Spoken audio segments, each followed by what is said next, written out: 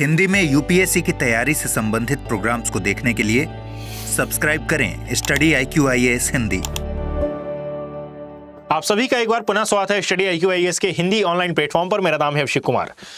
Geography pre PYQ की series में अभी हम ह्यूमन और इकोनॉमिक ज्योग्राफी को कवर कर रहे हैं। यदि इस वीडियो की PDF आपको चाहिए हो तो आप Abhishek Kumar geography Telegram channel पर जाकर इस वीडियो की पूरी PDF को डाउनलोड कर सकते हैं और साथ में आगामी जितने भी अपडेट्स होते हैं उनके बारे में भी जानकारी यहां पर प्राप्त कर सकते हैं। ये है मेरे तमाम प्रकार के सोशल मीडिया प्लेटफॉर्म जिनके माध्यम से आप मुझसे कनेक्ट होकर यदि आपकी UPSC की जर्नी में किसी प्रकार की मेरी किसी हेल्प की आवश्यकता होती है तो आप वहां पर भी मुझसे कनेक्ट होकर अपना क्वेश्चन आंसर या फिर जो भी आपके डाउट्स हैं वो क्लियर कर सकते हैं। साथ ही साथ यह है स्टडी IQ IAS हिंदी के बैचेस जिनमें SIP प्लस बैचेस 2025 के अभ्यर्थियों के लिए, संपूर्ण बैचेस ये 2026 के अभ्यर्थियों के लिए, लॉन्ग टर्म बैचेस जो कि संपूर्ण बैचेस ही हैं ये 2027 के अभ्यर्थियों के लिए अवेलेबल है। यदि आप इन बैचेस का पार्ट बनना चाहते हैं तो AKB लाइव कोड का यूज करके मैक्सिमम डिस्काउंट और साथ ही साथ फ्री NCERT क्लासेस जो कि बेसिक क्लासेस होती हैं, यानी कि आपने यदि ज्योग्राफी सब्जेक्ट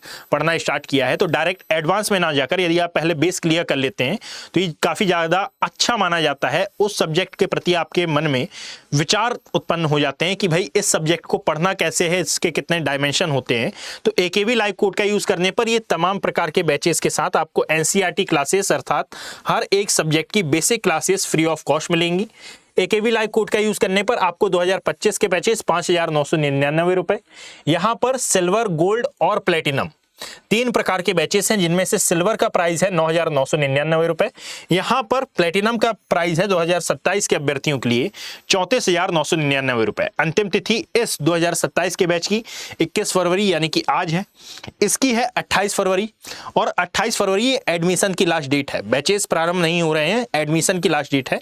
बैचेस इससे 2 दिन पहले से प्रारंभ हो सकते हैं।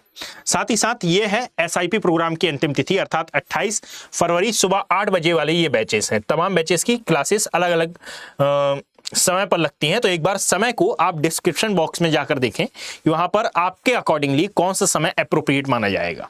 साथ ही साथ ये बुक्स हैं और साथ में ये NCERT हैं। यदि आपको बुक्स चाहिए हो या फिर NCERT चाहिए हो तो भी आप AKB लाइव कोड का यूज कर ये बुक्स अपने होम एड्रेस पर डिलीवर करा सकते हैं। चलिए प्रारंभ करते हैं आज का सेशन। देखिएगा, पूछा गया है कि तपोवन और विष्णुगढ़ जल विद्युत परियोजनाएं कहां पर स्थित हैं। तो यदि इसकी हम बात करते हैं तो याद रखिएगा कि ये जो तपोवन और विष्णुगढ़ जल विद्युत परियोजनाएं हैं ये उत्तराखंड जिले के अंतर्गत आती है। आप जरा भारत की कंडीशन को देखें कि 2006 के आसपास इन प्रोजेक्ट को शुरू किया गया था। 2009 में इन पर स्टे लगा और अभी तक यानी कि 2006 से लेकर 2025 तक यदि हम बात कर लेते हैं तो 2024 तक इसका कार्य पूर्ण नहीं हुआ है। टारगेट ये रखा गया है कि 2025 तक इसका कार्य पूर्ण हो जाएगा, यानी कि वह ईयर जो वर्तमान में चल रहा है इस वर्ष इसका कार्य पूर्ण होने की उम्मीद है। यानी कि बीच में इसमें कई प्रकार की जो स्टे हैं वो लगाए गए हैं। कारण यह है कि भाई हर बार कुछ ना कुछ समस्या हो जाती है। ये जिस जिले में आता है उसका नाम है चमोली जिला और ये चमोली जिले के आसपास आपने सुना होगा कि भाई बहुत ही ज्यादा प्रभावित क्षेत्र है। अब चाहे वो आपदाओं की हम बात करें, ग्लेशियर लेक के फटने की हम बात करें, तो तमाम प्रकार की एक्टिविटीज के कारण यहाँ पर कई बार स्टे लग चुका है। 2016 में भी लगा था, 2013 में यानी 2009 में जब लगा था तो 2013 में हमने इसका कार्य पुनः आरंभ किया था। 2016 में फिर से स्टे लगा, 2017 में फिर से कार्य आरंभ हुआ, फिर से स्टे लगा, 2023 में पुनः इसको नए तरीके से प्रारंभ किया गया था। वर्तमान में ये लक्ष्य रखा गया है कि 2025 तक इसको पूर्ण किया जाएगा। ठीक है, ये डेटा एक बार आप चेक करिएगा। कारण ये है भाई कि ये 2009 का क्वेश्चन है। 2009 का क्वेश्चन ही इसलिए आया था क्योंकि 2009 में ये बहुत ज्यादा चर्चा में था, करंट पॉइंट ऑफ व्यू से ये बहुत ज्यादा डिस्कशन में था। तो हम ये समझ लेंगे कि यार ये तो ज्योग्राफी का क्वेश्चन हुआ, इंडियन ज्योग्राफी का, बट कोई क्वेश्चन UPSC के एग्जाम में क्यों पूछा गया ये ज्यादा इंपॉर्टेंट होता है।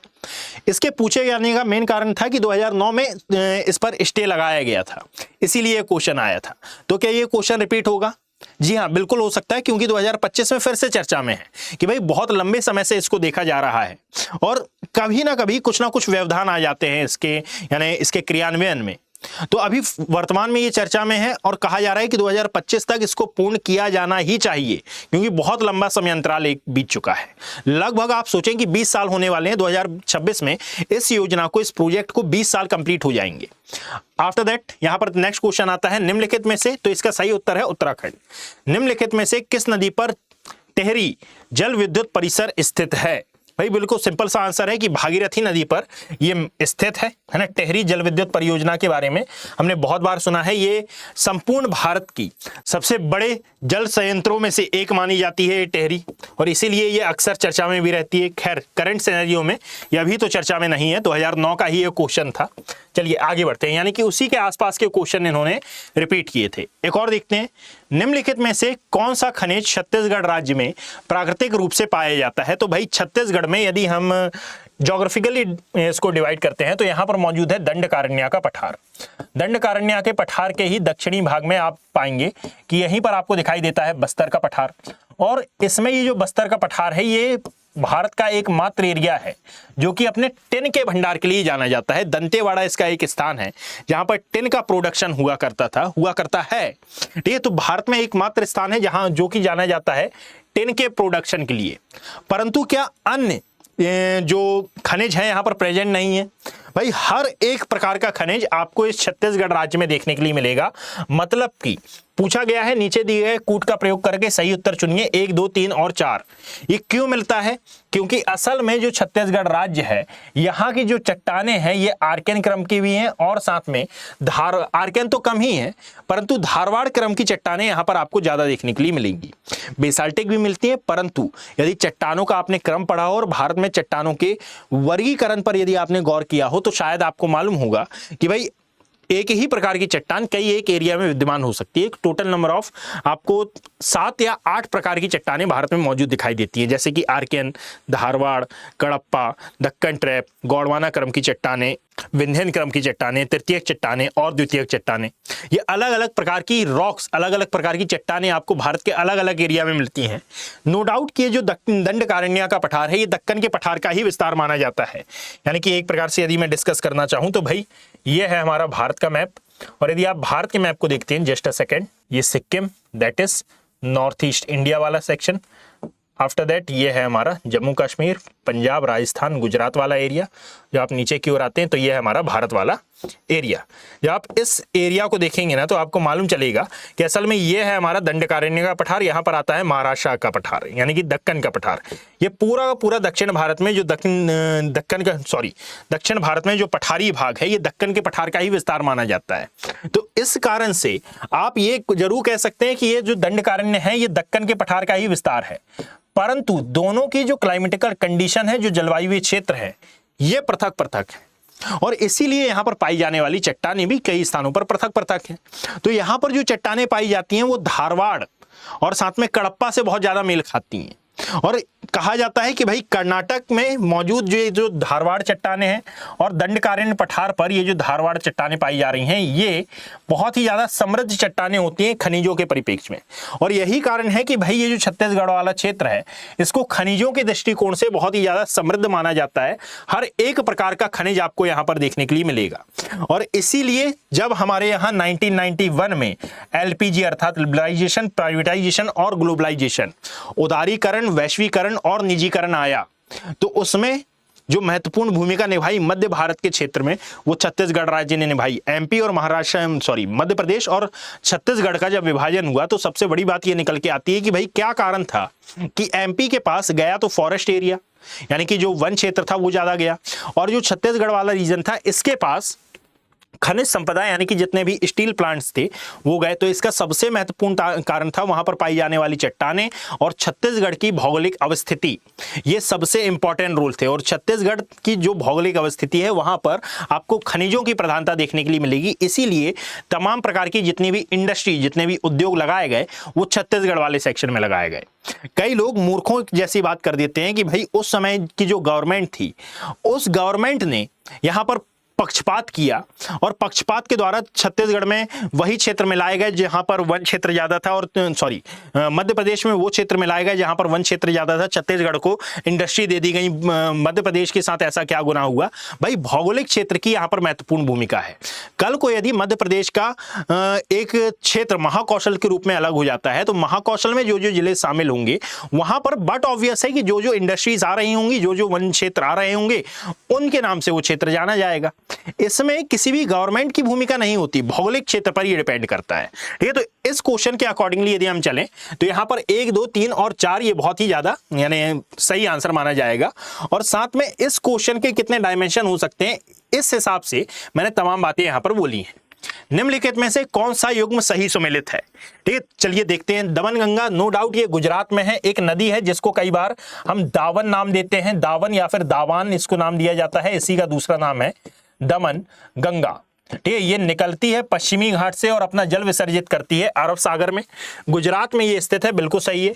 गिरना, ये गिरना एक नदी है जो कि महाराष्ट्र में नासिक में एक गांव है, ठीक है, जिसका नाम है मालेगांव। कहां पर पड़ेगा? नासिक के समीप।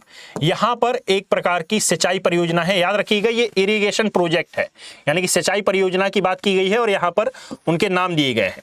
दमनगंगा नदी पर है जिसको दावन कहा जाता है, गिरना गिरना नदी पर है, और पंबा केरल की एक नदी है जिसको पाम्बा या फिर पंबिया नाम दिया जाता है, उस नदी पर यह स्थित है, केरल। यानी कि निम्नलिखित नीचे दिए गए कूट का प्रयोग करके सही उत्तर का चयन करें तो 1, 2 और 3 इसके सही आंसर माने जाएंगे। कई बार हो ये जाता है कि हम क्वेश्चन लगातार पढ़ते रहते हैं तो भाई हमारे मन में वही आ जाता है कि हाँ यही दिया हुआ कि निम्नलिखित कथनों में से कौन सा कथन सही है या फिर कौन सा कथन गलत है। आगे देखते हैं। भारत की राष्ट्रीय जनसंख्या नीति 2000 के अनुसार निम्नलिखित में से किस एक वर्ष तक जनसंख्या स्थिरीकरण प्राप्त करना हमारा दीर्घकालिक लक्ष्य है? भाई ये जो जनसंख्या नीति है, राष्ट्रीय जनसंख्या नीति, ये भारत की दूसरी जनसंख्या नीति है। पहली कौन सी है ये आप मुझे कमेंट सेक्शन में बताएंगे। आपका होमवर्क है कि भाई पहली जनसंख्या नीति कौन सी है, ये आप मुझे कमेंट सेक्शन में बताएं। ठीक है, फर्स्ट पॉपुलेशन पॉलिसी। ठीक है, तो इसका उद्देश्य 2045 है, ये बिल्कुल सही है, यानी कि फैक्चुअल क्वेश्चन है, 2009 का ये क्वेश्चन है, यही का यही हो सकता है वापस से रिपीट हो जाए। चलो आगे देखते हैं। भारत के निम्नलिखित राज्यों में से किस एक का जनसंख्या घनत्व तो सबसे कम है? अरुणाचल प्रदेश का। सबसे ज्यादा है बिहार का, सबसे ज्यादा है बिहार का, ये राज्यों के परिप्रेक्ष्य में है। परंतु यदि मैं सिटीज की बात करता हूं कि भाई सिटी में कौन सी आ जाएगी तो मुंबई, नो डाउट यहां पर आपको देखने के लिए मिलेगी मुंबई। ठीक, यदि बिहार की हम बात करें तो लगभग 1106 व्यक्ति प्रति वर्ग किलोमीटर में ये निवास करते हैं, और यदि हम मुंबई की बात करते हैं तो लगभग यहां पर 24,000 व्यक्ति 24,000 पर्सन पर किलोमीटर स्क्वायर में ये निवास करते हैं। आगे चलते हैं। अब देखो क्या इस टाइप के क्वेश्चन अभी आ सकते हैं? भाई नहीं आ सकते। अब ये जो मैंने डेटा बताया है ना, ये डेटा 2007 का नहीं है, मैंने वर्तमान का डेटा बताया। वर्तमान में भी अरुणाचल प्रदेश में सबसे कम जनसंख्या घनत्व मिलता है। ठीक है, सबसे कम यहीं पर आपको देखने के लिए मिलेगा, लगभग 18 व्यक्ति प्रति वर्ग किलोमीटर। परंतु यदि हम 2007 के हिसाब से बात करें तो क्या यही रहा होगा? नहीं, 2007 के अकॉर्डिंगली ये 12-13 के आसपास रहा होगा, अब बढ़ गया है। ये तो आप याद रखिएगा कि ये क्वेश्चन आपको आइडिया दे रहे हैं कि भाई ऐसे ऐसे क्वेश्चन आ जाएंगे, इसको एक बार आप देख लीजिए।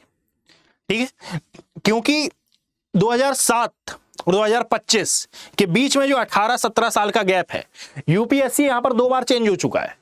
यूपीएससी ऐसे क्वेश्चन से पहले ही आगे निकल चुका है। अब जो क्वेश्चन होते हैं, अब जो क्वेश्चन आपसे किए जाते हैं ह्यूमन और इकोनॉमिक ज्योग्राफी से, ये बहुत ही ज्यादा डायमेंसिव होते हैं।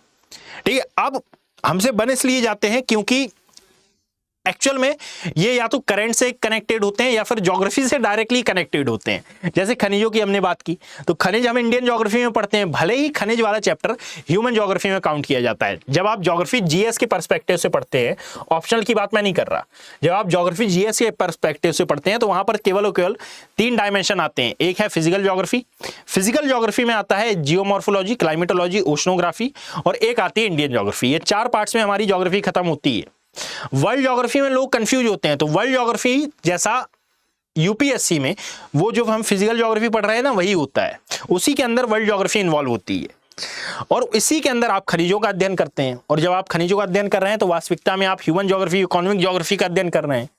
ये जरा समझने वाली बात रहती है। तो वे सभी स्टूडेंट जिन्होंने बिल्कुल इनिशियल स्टेज पर अपनी तैयारी प्रारंभ की है, वे इसमें कंफ्यूज होते हैं। उनके लिए मैंने ये बात कही, और ये सभी बातें आवश्यक होती हैं जब आपकी ज्योग्राफी बेसिक की क्लास लगती है। जब तो ज्योग्राफी बेसिक की क्लास आपको मिल पाए, इसके लिए आपको यूज करना है AKV लाइव कोड।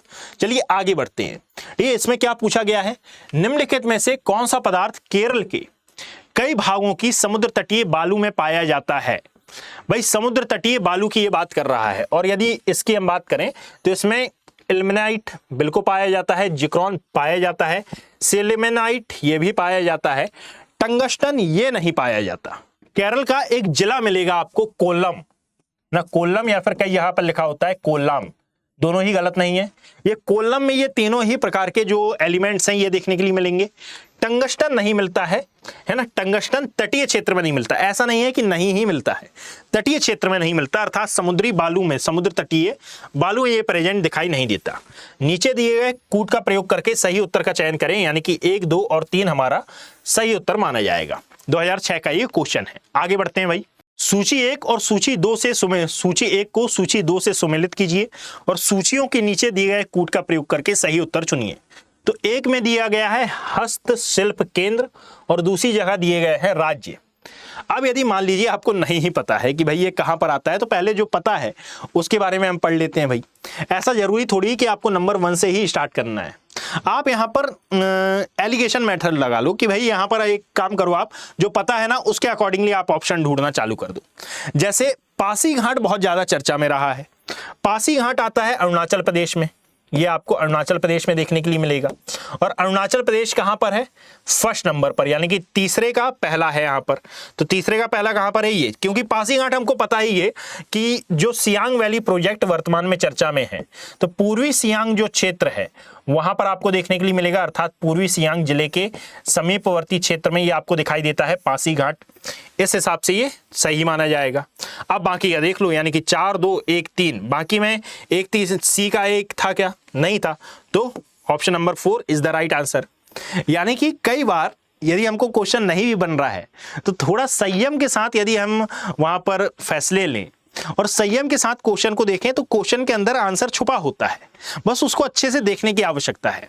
मैं आपको बताता हूं सही में कि मुझे नहीं पता है कि मौन कहां पर है। मेरा एक मोटा मोटा अंदाजा ये कहता है कि ये मौन नागालैंड के आसपास वाले एरिया में मिलेगा। ठीक है, मुझे तुरा पता है, मुझे मौन नहीं पता है, मुझे तुरा अवश्य पता है कि भाई जो मेघालय की गारो खासी जयंतियां हैं ये गारो पहाड़ी के समीपवर्ती एरिया में आपको दिखाई देता है मोरा। परंतु मुझे ये बिल्कुल श्योरिटी है कि भाई पासीघाट अरुणाचल प्रदेश में है। ठीक है, तो आप इसके आधार पर आंसर लगा लें। चलिए आगे बढ़ते हैं। नेक्स्ट क्वेश्चन है, निम्नलिखित में से कौन सा कथन सही नहीं है। भारत के संविधान में अनुसूचित जनजाति की कोई एप्रोप्रिएट परिभाषा नहीं है, बिल्कुल सही है। उत्तर पूर्व भारत में देश की जनजातीय आबादी का आधे से अधिक, क्या बोला है, आधे से थोड़ा अधिक हिस्सा निवास करता है। कहां पर, उत्तर पूर्व में। ये वाला स्टेटमेंट गलत है। तोड़ा के नाम से जानी जाने वाली लोग नीलगिरी क्षेत्र में रहते हैं, बिल्कुल सही है। तोड़ी भाषा ये बोलते हैं, लोथा लोथी भाषा बोलते हैं। लोथा नागालैंड में बोली जाने वाली भाषा है, लोथा नहीं है, ये लोथी है। ये मतलब कि पूछा गया है कि कौन सा कथन सही नहीं है, तो सही बी वाला नहीं है, क्योंकि भारत में कुल जनजातीय क्षेत्र 8.6% है ना। इसका एक बहुत बड़ा भाग आपको MP, झारखंड, उड़ीसा, बिहार और भी कई क्षेत्रों में आपको मौजूद दिखाई देगा। तो ये कहना कि भाई आधे से अधिक भाग आपको नॉर्थ ईस्ट में मिलता है, नहीं, नॉट एप्रोप्रिएट। आगे बढ़ते हैं। शीतोष्ण वनों के विपरीत उष्णकटिबंधीय वर्षा वनों से उत्पादक भूमि बन सकती है जो कई वर्षों तक बिना रासायनिक उर्वरकों के सघन कृषि का उपयोग दे सकता है, कृषि का सहयोग दे सकता है, जो कई वर्षों तक बिना रासायनिक उर्वरकों के सघन कृषि का सहयोग दे सकता है। ठीक है, क्या बोला है, शीतोष्ण वन के कंपैरिजन में ना, तो यहां पर शीतोष्ण वनों के विपरीत उष्णकटिबंधीय वर्षा वनों से उत्पादक भूमि बन सकती है, नहीं, ऐसा कोई स्टेटमेंट तो ये सही ही नहीं माना जा रहा है भाई, कुछ अर्थ निकल कर नहीं आ रहा है। समशीतोष्ण वनों की तुलना में उष्णकटिबंधीय वर्षा वन की प्राथमिक उत्पादकता बहुत अधिक होती है, बिल्कुल सही है, बिल्कुल सही है। तो यहां पर कौन सा सही है और कौन सा गलत है, ए और आर दोनों ही सही हैं, और आर ए की सही व्याख्या करता है, नहीं, ए और आर दोनों ही अलग अलग सही हैं, लेकिन आर ए का सही स्पष्टीकरण नहीं है। ठीक है, ए सही है, ए सही नहीं है, ए गलत है और आर सही है, ये वाला हमारा करेक्ट माना जाएगा। आगे बढ़ते हैं भाई, देखिएगा अब बिल्कुल सिंपल सा क्वेश्चन, निम्नलिखित राज्यों में से कौन सा क्षेत्रफल में सबसे छोटा है? बता दीजिए। आप क्षेत्रफल मालूम होगा यदि आपको, तो आप अवश्य बता देंगे कि इनमें से कौन सा है छोटा। बड़े की मैं बात कर लेता हूं, तो बड़ा है, सबसे बड़ा है राजस्थान। राजस्थान के पश्चात आपको दिखाई देता है महाराष्ट्र। महाराष्ट्र के बाद हमको दिखाई देता है एमपी और फिर आता है उत्तर प्रदेश, यूपी। ठीक है, छोटा कौन सा है तो मैं बता देता हूं, तमिलनाडु। ये नहीं पूछा जाएगा, 2003 का है क्वेश्चन, बहुत पहले का है। ठीक है, इस टाइप के क्वेश्चन अब पूछना बंद हो गए हैं। तो इसमें बोला गया है कि निम्नलिखित कथनों पर विचार करें। कपास के पौधे का मूल देश भारत है, यानी कि ये भारत की स्थानिक प्रजाति है। तो क्या ये सही है भाई? बिल्कुल सही माना जाएगा, क्योंकि कपास भारत की स्थानिकता है। सॉरी, कपास की स्थानिकता भारत है, ये भारत की मूल प्रजाति है। भारत दुनिया का पहला देश है जिसने कपास की संकर किस्म, हाँ 1970 के आसपास इसने संकर किस्म का उत्पादन करना प्रारंभ किया था। एक बार ईयर चेक करिएगा, विकसित की, जिससे उत्पादन में वृद्धि हुई। बिल्कुल सही है, यानी कि इस हिसाब से दोनों ही क्वेश्चन हमारे बिल्कुल, सॉरी दोनों ही स्टेटमेंट हमारे बिल्कुल सही माने जाएंगे। अब आज के लिए इतना ही, और यदि आपको किसी बैच से ज्वाइन होना है तो आप AKV लाइव कोड का यूज करना ना भूलें, ताकि मैं आपकी ज्यादा हेल्प कर पाऊं। और इसकी PDF आप मेरे Telegram handle Abhishek Kumar geography पर जाकर अवश्य डाउनलोड कर लीजिएगा, ताकि ये आपको पढ़ने में आसानी हो। जब तक के लिए मिलते हैं अगले वीडियो में। याद रखिएगा ये सीरीज MWF अर्थात मंडे, वेडनेसडे और फ्राइडे को आती है, तो इस दिन अवश्य देखें शाम को 7 बजे अर्थात 7 PM पर। चलिए मिलते हैं ऐसे ही नेक्स्ट वीडियो में, ऐसे ही किसी और अच्छे क्वेश्चन के साथ। जब तक के लिए best of luck, have a great day. Hindi में UPSC की तैयारी से संबंधित प्रोग्राम्स को देखने के लिए सब्सक्राइब करें स्टडी IQ IAS हिंदी।